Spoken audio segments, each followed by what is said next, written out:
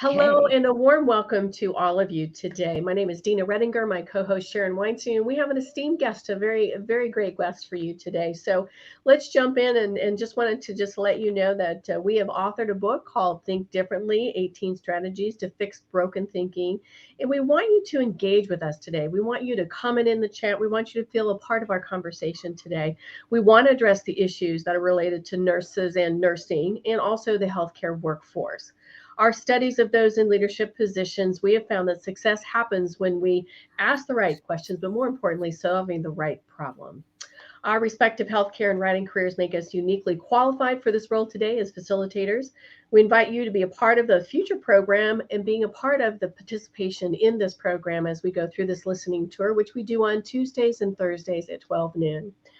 We will conduct live interviews, as we say, and our goal is to provide nurse and nurse leaders with that opportunity to be heard, to express their opinions and share their ideas, and also to tell their stories. Before we start, we want to acknowledge you. We want to thank you for joining us today. Like I said, I encourage you to tell us who you are, where you're from. Go ahead and join us in the chat. We'll also respond to your chats after this is over as well. So let us know where you are from, and I'm going to hand this over to Sharon to introduce our esteemed guest today. Yeah, I'm really excited to do that.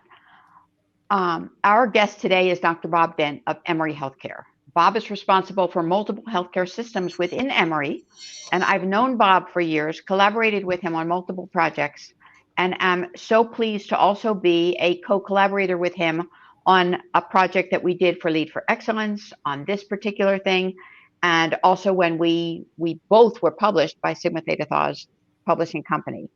Bob is a healthcare leader who is extraordinary. He is probably best known today for the concept of the book that he wrote about the Pickle Project with Joe Tai. It's received so much press and has raised so much awareness. But I think what is especially important is that Bob was able to implement those kinds of programs within the healthcare facility that he managed at the time that that book was written. So I am hopeful that Bob will be able to share a lot of that content with us today and Absolutely. also delve into some areas that I think are incredibly, incredibly important. Mhm. So that's a modification of the original intro that we were going to do. But I think that it's really important for you to know that this is the real Bob Dent. Dina, first of all, Bob, say hello. And then Dina, let's go with the Hello. first question. Hello, everybody. It's glad to be here with you. Yes. Yeah, we couldn't be more thrilled to have you, Bob. And I'd like to start out with that first question. Who helped you along your way through your journey in becoming the success that you are today? I've had there's been quite a few people along the my journey that's helped me, and I feel like I've been a nurse since I was young, as just a child. I had my grandmother that always told me that I was going to grow up and be in healthcare, and so all my gifts early on were related to healthcare, nursing, stethoscopes, and other kinds of things. And then a local chief nursing officer in the small town that I grew up in, Sweetwater, Texas. She started a medical explorers program, and so I got to do a lot of volunteer. I was the president of the medical explorers in high school.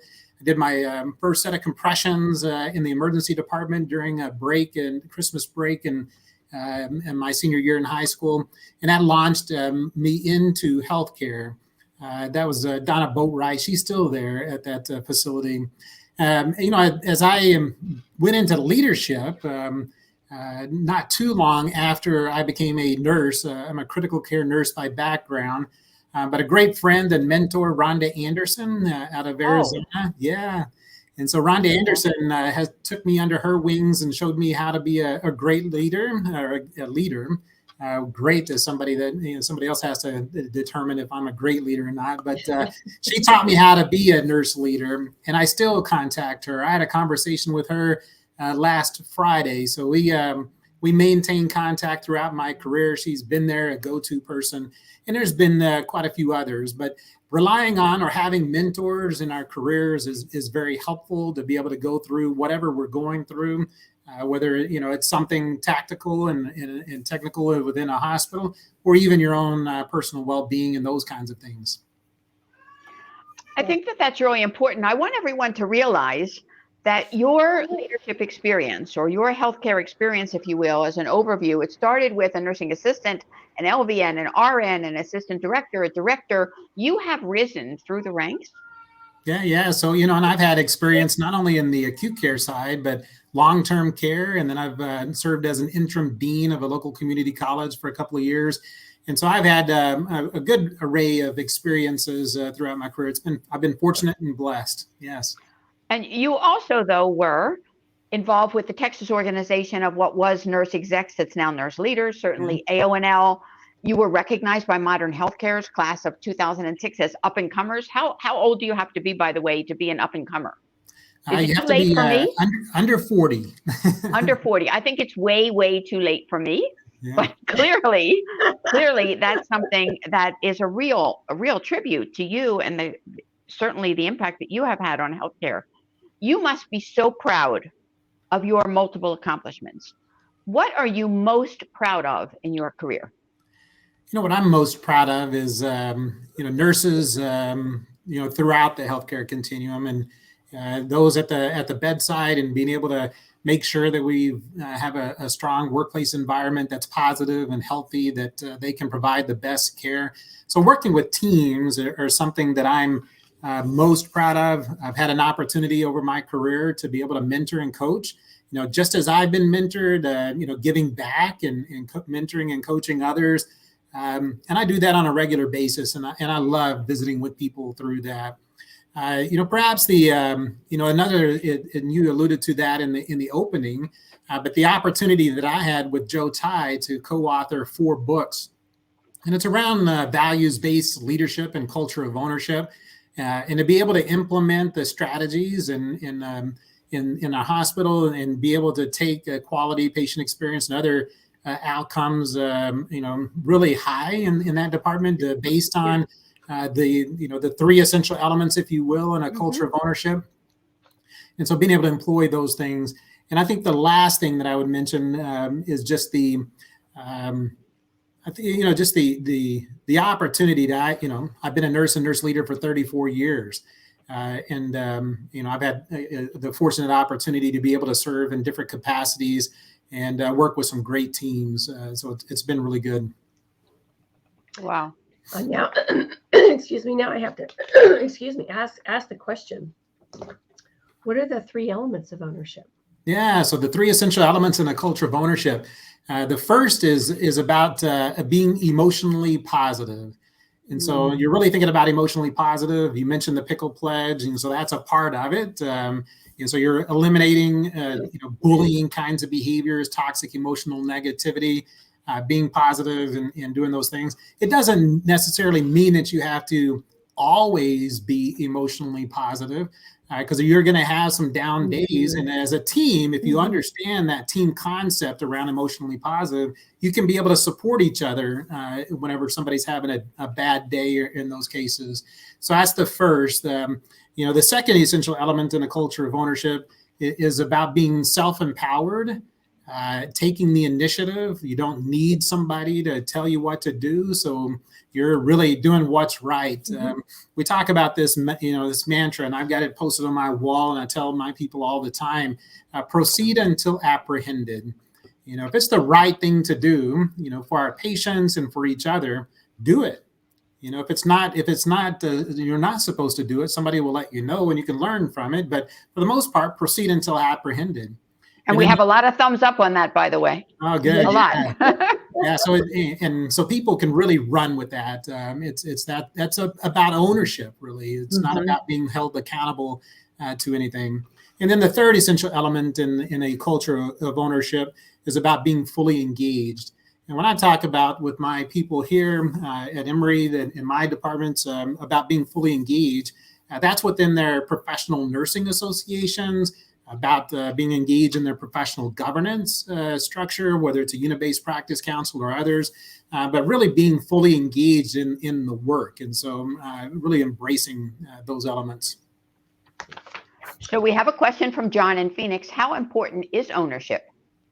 Does that make or break a difference? What is it? No, I think I believe it's extremely important. That I think from an ownership perspective is as a nurse leader, to be able to take ownership of my work, taking responsibility and doing those kinds of things, or even more than, I don't need a job description to tell me what I need to do. I know what I need to do, and I'm going to run. If I don't know, I'm going to find out, and I'm going to push the envelope in that regard. So, I like to be in this culture of ownership versus a culture of accountability. I think accountability. I had a good friend out of Phoenix, actually, Deb Dahl. She worked with Banner Health for quite some time, and as an early nurse leader, she had an influence on me. And she said, do you want to be the worst of the best or the best of the worst?" And that's the median. And I think accountability gets you to that. It's the job description. I'm only going to do the job description and not much more. Ownership, you go even further to what's needed from patients and families and others.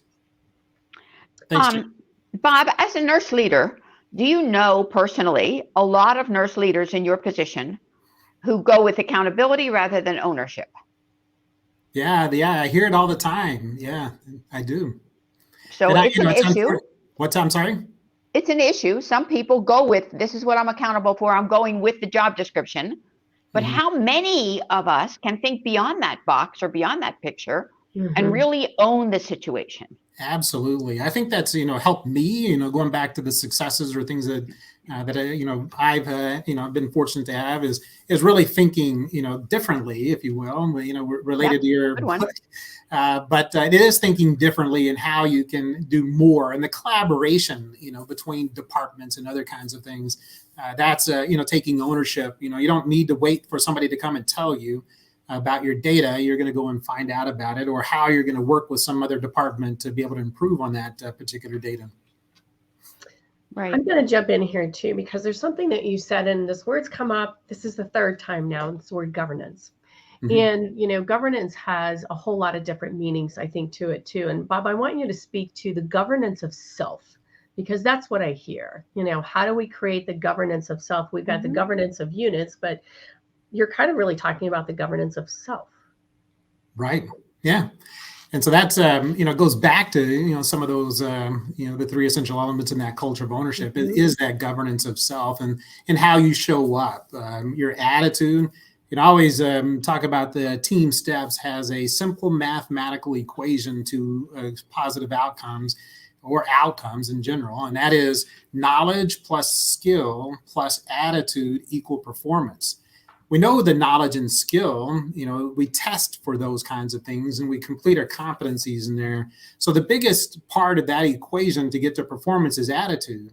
So if you show up with a bad attitude or you're exhibiting a bad attitude, you're going to get bad outcomes. If you show up with a positive attitude, being emotionally positive and working with those teams, you're going to get positive outcomes. There's an association with that. Nikki Marr out of California did a publication.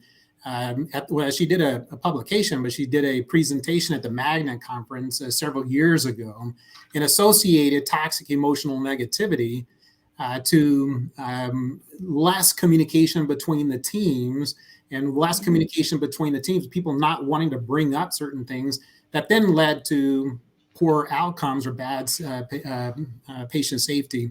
I had a niece, she graduated from Northern Arizona University several years ago, and she was looking to hire on at a Magnet hospital in Austin, Texas. And she called me and she said, "Uncle Bob, tell me what I need to do to get this, this job." And her name's Desiree. I said, "Desiree, you've got a great attitude. You're just coming out of school. You're exactly what any chief nurse would want in their hospital.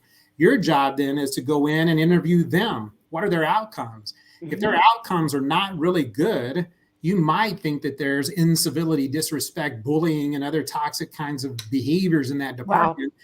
And where you can go anywhere in this world or country that you want to go to work, why would you go to that particular unit or that hospital if their outcomes?"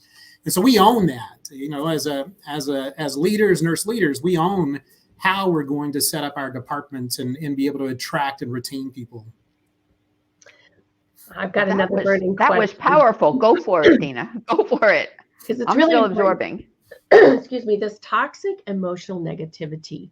What would you say to a lot of these new nurses that are coming out of training that really want and looking for that positive outcome, but they're afraid to bring up the emotional negativity that they're experiencing from their leader. How would you suggest that they bring that to the table?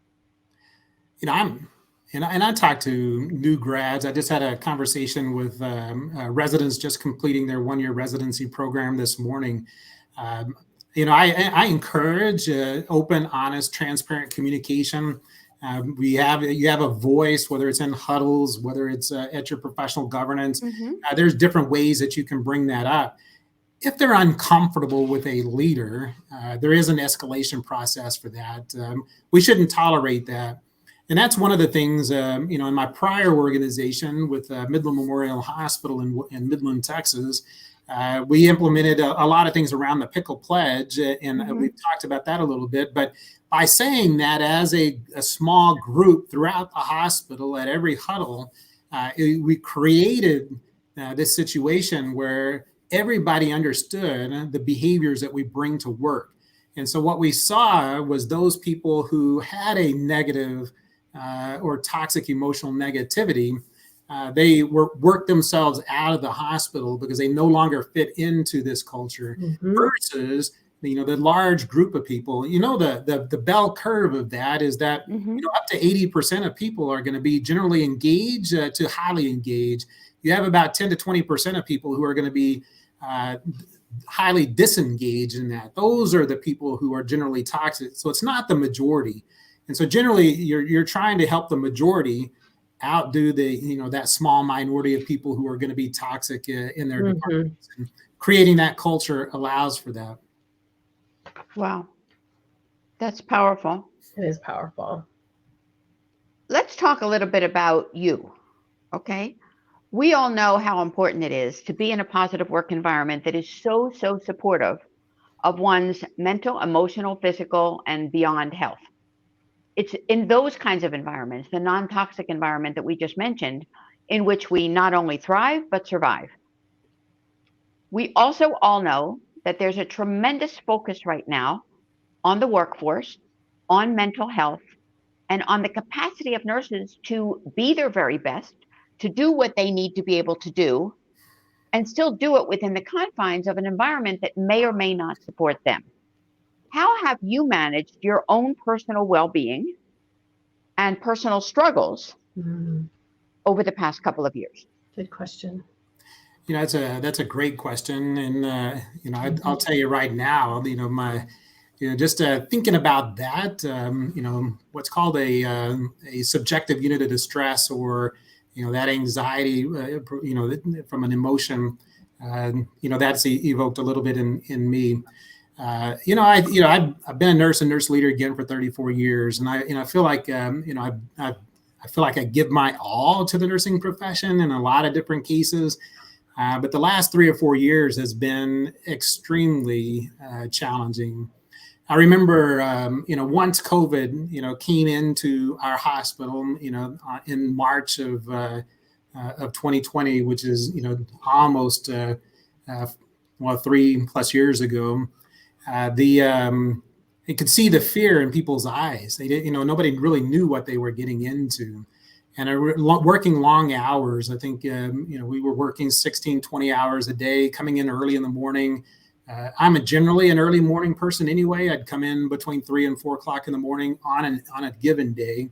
But staying late and working, 7 days a week for weeks to make sure that we had everything that we needed for our people, and that they became more competent and confident in the care of COVID patients. And then to see the pain and anguish in a lot of our patients and families, and in an environment where everything was pretty much in a lockdown, masks and other kinds of things. And so there was a lot of emotional stress that went with that, and a lot of energy that went into that. And really, I think it was 2021 is when I had I felt like it wore on me. And it was in 2022 that I told my wife, we were sitting in a parking lot, and said, I don't really know how much longer I can really manage, what I'm going through. And so there was a lot there. So I did take off last summer, about 12, 13 weeks, diagnosed with major depression. And so I had a major depressive situation, some anxiety and other kinds of things. And that opened up, a can of worms around just some other things that comes up with that. So I did take that time off to be able to manage through my own, so I can be there for my team and for the people that I serve, whether it's here at the hospital, my family, and others.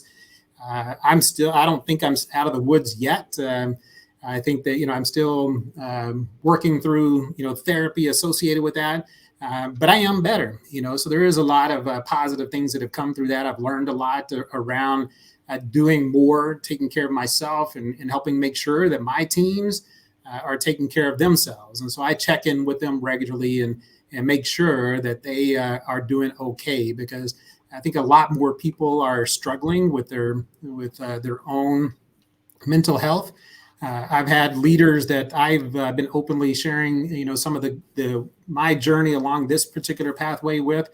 And they too then have sought a therapist to be able to help them, and have come back to say, this is probably one of the best decisions I've ever made.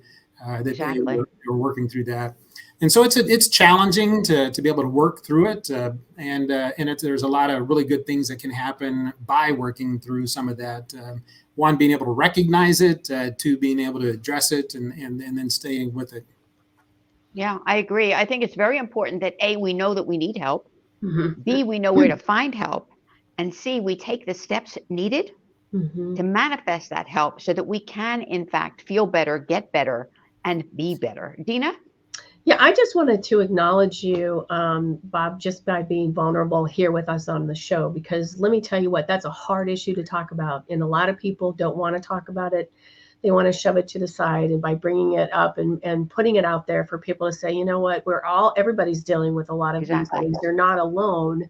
And to know that you've got to step in and get some help for yourself is really very powerful. So I want to thank you for telling us your story, because that means a lot to all of us. So thank you. It does mean a lot. And again, multiple thumbs up as a result of that. Mm-hmm. Just disclosing the fact that you've struggled, that you've overcome that, and that, yes, there are still struggles we all need to face.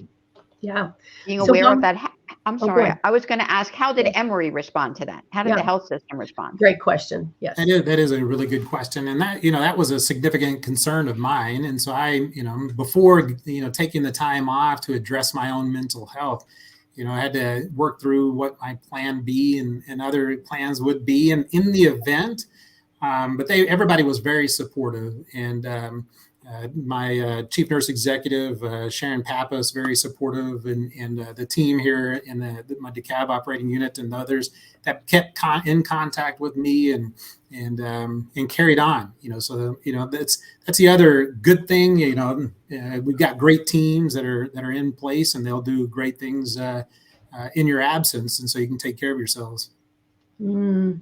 It's very powerful when you say that. When people really do appreciate what you do with your job and your current role, and taking in that positivity. And, we're not perfect people. None of us are.